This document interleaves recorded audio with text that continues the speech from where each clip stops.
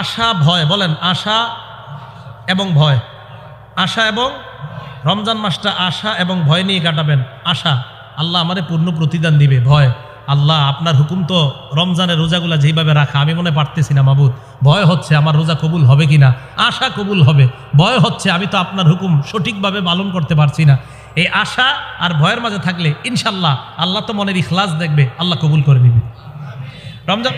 তাহলে কোন কোন মানুষ মাঝে মাঝে এমন কথা বলে, মাইয়া তাবাইয়ানু ফাহা ফিহা, চিন্তা ভাবনা সারা বইলা ফেলে। ইয়াজিল্লু বিহা ফিন্নারি আবাদা মিম্মা বাইনাল মাশরিক, দুনিয়ার পূর্ব পশ্চিম যত বড় জাহান্নামে তত গভীরে ওই লোকটা শুধুমাত্র না যাই না একটা কথা বলার কারণে হয়ে যায়, লোকটার জানাও নাই। একটা অনর্থক কথার কারণে কি পরিমাণ জাহান্নামী হয়ে যায় নবী বলেন তার জানা নাই। বুখারীর 6478 নম্বর হাদিসের বর্ণনা, আল্লাহ নবী বলেন, ইন্নাল আবদালা তাকাল্লামু বিল কালিমা মিন রিদওয়ানিল্লাহ লা ইউলকি লাহা বালা। কোন ব্যক্তি মাঝে মাঝে আল্লাহর সন্তুষ্টির কথা বলে, যদিও ওই লোকটা জানে না আমি যে ভালো একটা কথা বললাম, এই ভালো কথার কারণে আল্লাহ দিন দিন তার মর্যাদা বাড়ায়া দেয়। আবার আরেক ব্যক্তি আল্লাহর অসন্তুষ্টির কথা বলে, তাও লোকটার জানা নাই। নবীজি বলেন এই অসন্তুষ্টি মার্কা কথার কারণে লোকটা জাহান্নামী হয়ে যায়। আজকে থেকে এই জবানে একটা কথা বলার আগে হাজারবার ভাববেন, চিন্তা করবেন, আমি আমার জবান দ্বারা জাহান্নামী হয়ে যাচ্ছি না তো, আমি আমার জবানের কারণে গভীর জাহান্নামের গভীরে চলে যাচ্ছি না তো। এজন্য ভাইও একটা কথা বলার আগে চিন্তা ভাবনা করে বলবেন। কথা কম বলা এটা খুব ভালো কাজ। এই মাইকে বসা ছাড়া আমারে আপনারা কথা বলতেই পাবেন না, কোথাও গিয়ে আমারে কথা বলতে পাবেন না। আমি তো সবসময় পালায় থাকি, জেনেই থাকি, সব সময় মানুষ থেকে পালানোর চেষ্টা করি। মাইকে আমি কথা বলি, আশেপাশে আমি এত কথা বলি না। জিজ্ঞেস করেন এই জায়গায় এতক্ষণ বসেছিলাম বেশি কথা বলছি কিনা জিজ্ঞেস করেন। কথা যত কম বলবেন তত নিরাপদ। তিরমিজি শরীফ হাদিস নাম্বার 2501 নম্বর হাদিস, ক্বালা রাসূলুল্লাহ সাল্লাল্লাহু আলাইহি ওয়াসাল্লাম মান সামাতা নাজা, যে চুপ থাকে সে নাজাত পায়। যে চুপ থাকে সে কি পায়? নাজাত পায়। তাহলে বেশি চুপ থাকা ভালো না বেশি কথা বলা ভালো? ভালো। আমার সাথে বলেন, বলেন কথা বলবো, বলেন কথা বলবো, ভালো কথা। কথা বলবো না খারাপ কথা। তাহলে বললে কি বলবো? আর খারাপ কথা কখনো, এটা বললেন তো। এবার আমার সাথে বলেন, বললে ভালো কথা বলবো, ভালো কথা না বলতে পারলে চুপ থাকবো। কি থাকবো? বুখারী 6018 নম্বর হাদিস, নবীজি বলছেন মন চাইলে ভালো কথা বলো, পারারা চুপ থাকো। মনে থাকবে তো? তাহলে বললে ভালো কথা, না পারলে চুপ। আল্লাহ আমাদেরকে হাদিসের উপর আমল করার তৌফিক দান করেন। তিরমিজি শরীফের 2504 নম্বর হাদিস, সুইলা রাসূলুল্লাহ সাল্লাল্লাহু আলাইহি ওয়াসাল্লাম আইয়ুল মুসলিমিনা আফজল। আল্লাহ নবীকে প্রশ্ন করা হয়েছে কোন মুমিন সবচাইতে শ্রেষ্ঠ, কোন মুসলমান সবচাইতে শ্রেষ্ঠ। নবীজি বললেন মান সালিমাল মুসলিমুনা মিন লিসানিহি ওয়া ইয়াদিহি, যেই মুসলমানের মুখের কষ্ট দেওয়া, হাতের কষ্ট দেওয়া থেকে অন্য মুসলমানরা নিরাপদ হয়ে যায়, ওই মুসলমানটা দুনিয়ার শ্রেষ্ঠ মুসলমান হয়ে যায়। আমরা শ্রেষ্ঠ মুসলমান যেন হতে পারি আল্লাহ তৌফিক দান করেন। তাহলে বলেন তো, মিথ্যা কথা মানুষ কি দিয়ে বলে? গীবত বলে কি দিয়ে? আচ্ছা, আমরা সত্য কথা বলবো ইনশাআল্লাহ। আবু বকর, পরে কি জানি সিদ্দিক, আবু বকর রাদিয়াল্লাহু তাআলা। সিদ্দিক মানে অধিক সত্যবাদী। এই জায়গায় যারা আছি কারা কারা সিদ্দিক হতে চাই? আমার আপনার নামের পিছনে আল্লাহর খাতায় সিদ্দিক লেখা হয়ে যাক, এটা চাই? হাত নামান। এটারও সুযোগ আছে, এই জামানায় আপনাদের এই সুযোগ আছে।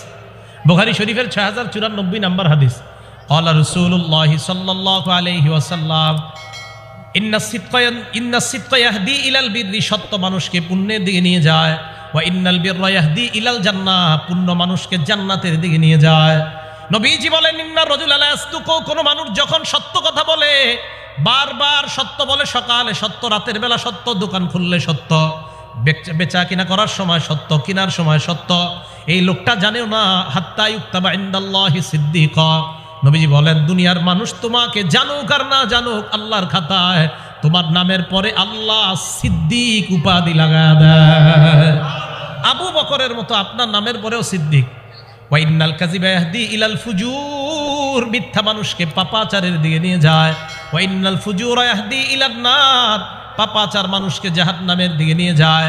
কোন ব্যক্তি যখন মিথ্যা বলে, বারবার মিথ্যা বলে, হাত্তা ইউক্তাবা ইনদাল্লাহি কাযযাবা, এই লোকটার নাম আল্লাহর খাতায় কাযযাব মানে অধিক মিথ্যাবাদী বলে লিপিবদ্ধ হয়ে যায়। কাযযাব, অধিক মিথ্যাবাদী। আল্লাহ আমাদেরকে কাযযাব থেকে বাঁচিয়ে সিদ্দিক বানায়া দেন সকলকে। মিথ্যা কথা বললেন না, গীবত করেন না, কারো গীবত করবেন না। গীবত কাকে বলা হয়?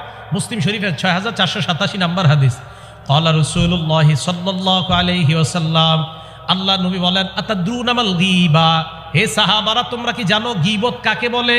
সাহাবারা জবাব দিলেন, আল্লাহু ওয়া রাসূলুহু আ'লাম, আল্লাহ আর তার নবী ভালো জানেন। নবীজি বললেন, যিকরুকা আখাকা বিমা ইয়াকরাহ, তাকান, আমি ওনার কোনো দোষ আপনার কাছে বলা, তার কোনো দোষ আপনার কাছে বলা যেটা সে অপছন্দ করে, তার একটা দোষ আপনার কাছে বলা যেটা সে অপছন্দ করে। সাহাবারা এই কথা শোনার পর বললেন, ইনকানা ফি আখি মা আকুল, হুজুর আমি তার ব্যাপারে যে দোষটা বললাম তার মাঝে যদি এই দোষ সত্যি সত্যি থাকে, আবার বলছি তার একটা দোষ আপনার কাউকে বললাম, এখন নবীজি বললেন তার দোষটা বললে সে যদি অপছন্দ করে এটার নাম গীবত।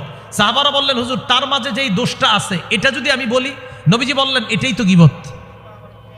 এবার নবী বলেন, তার মাঝে যদি এটা না থাকে ফাকাদ বাহাত্তা, এটার নাম অপবাদ।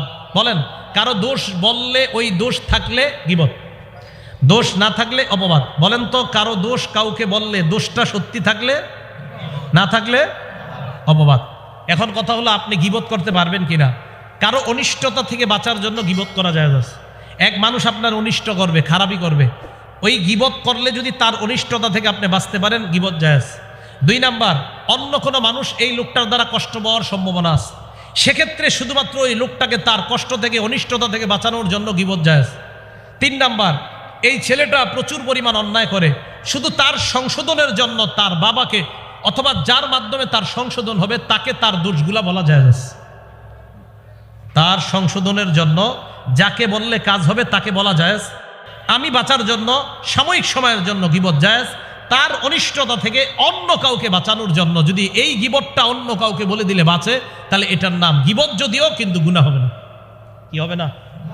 কি কথা কি বুঝে আসছে সবার? তাহলে গীবত মুখ দিয়ে হয়, মিথ্যা কথাও মুখ দিয়ে হয়। বাস মূল কথা, আমরা গীবতও করব না, আমরা মিথ্যা কথাও বলবো না। আল্লাহ আমাদেরকে হেফাজত করেন। 3 নাম্বার, হিফজুল উজুনাইন, কান হেফাজত করা গুনাহ থেকে।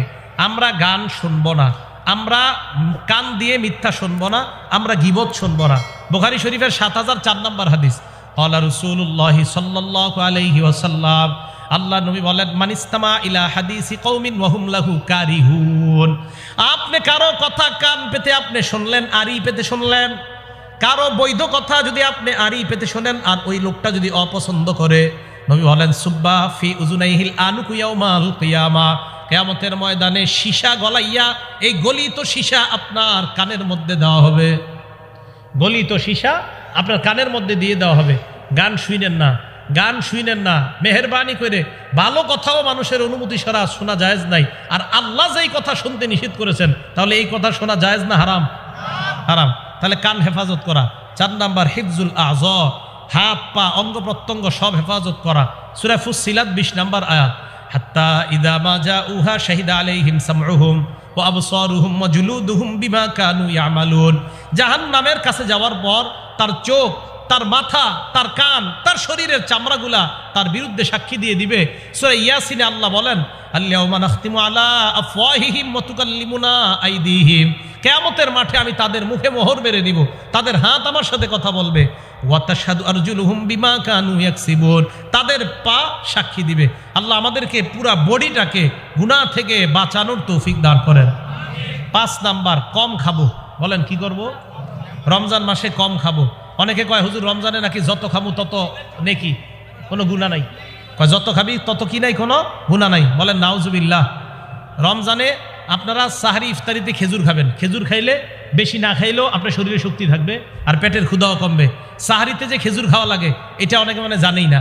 নবীজি হাদিসের মধ্যে বলছে, ওয়ালা নি'মাস সাহুরু আত্তাম, সাহরির মধ্যে খেজুর খাওয়া কতই না উত্তম খাদ্য। সুবহানাল্লাহ। একজনও তো খান না। হ্যাঁ, আমি খাই দিকে কইতেছি, আমি খাই, সাহারিতে খেজুর খাই। সাহারিতে খেজুর খাওয়া, হ্যাঁ, এটা খায় না। এটা মানুষ মনে করে সাহারির সময় খেজুর খাবেন। এই খেজুর খাওয়া সাহারির সময় আপনার শরীরের মধ্যে শক্তি হবে। আপনারা খালি খান এমন জিনিস, বাঙালি জিনিস, শক্তি থাকবে কিভাবে শরীরে?